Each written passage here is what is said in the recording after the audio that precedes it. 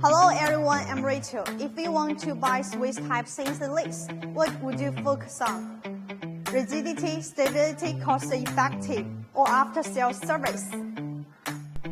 We mainly focus on high rigidity, handling cutting, hard materials such as titanium alloy, nickel alloy, and other metal materials can be applied.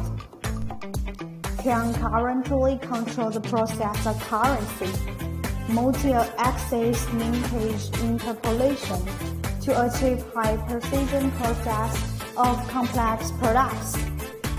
The main and secondary axis of high precision dorking reduce the artificial secondary, collapsing product size error, improve product quality.